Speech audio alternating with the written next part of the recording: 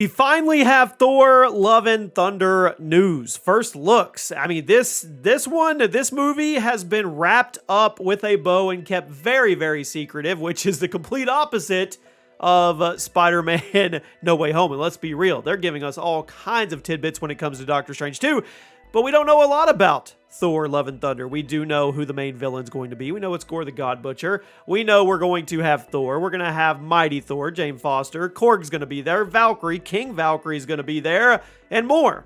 But we haven't really gotten anything other than that, and I think we're around 130 or 140 days out from the launch of the movie, which means we are in prime time area for a teaser trailer, which I'm telling you, it's going to drop. It has to drop within the next month. I mean, maybe even sooner. Welcome to the Chaos Multiverse, everybody. We've got some first looks at Mighty Thor, and we've got some looks through Lego. So we'll start off on the screen as you see Jane Foster, Mighty Thor. You've got 3 pictures of her, actually, which is pretty cool. Doing it in the cartoon-esque type vibe. She's got her version of Mjolnir, or this is Mjolnir put back together after what happened with it in Thor Ragnarok. I'm not sure. We'll have to wait and see. Has more of a classic Thor look with the big medallions on her uniform, kind of like what he wore in the first 2 Thor movies. Specifically, I think Thor 2, best movie ever, right?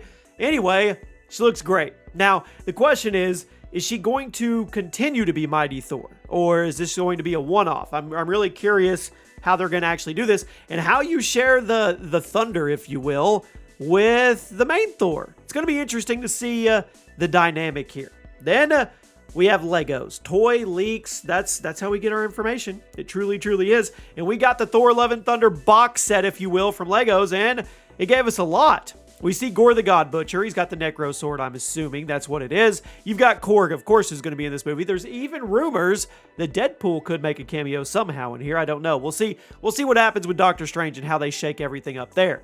You've got King Valkyrie. She is now the king. You've got Thor, and you've got Jane Foster as Mighty Thor. You guys can see it right there. You've got the Asgard tours, the flying tour ship, if you will.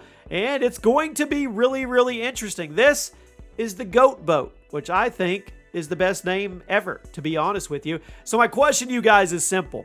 What are your expectations for Thor Love and Thunder? Safe to say Thor 1 and Thor 2, not the best Marvel movies. Thor Ragnarok, to me, it's a top 5 Marvel movie for me personally on my list. I absolutely loved it.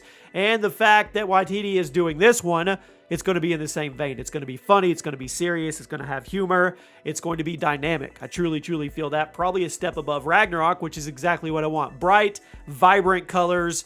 I want a fun adventure, and especially coming off Doctor Strange 2, which doesn't look like it's going to be fun at all. It looks like it's going to be dark and a horror story. This would probably be a good refresh. So what are you guys looking for out of this movie? What do you think is going to happen? I mean, obviously, Gorr the God Butcher is going to come down and kill a bunch of gods. We're probably going to see Zeus, which is pretty cool. And he's probably going to die, which isn't cool. But yeah, what are your expectations for Thor Love and Thunder? What do you think about our first looks?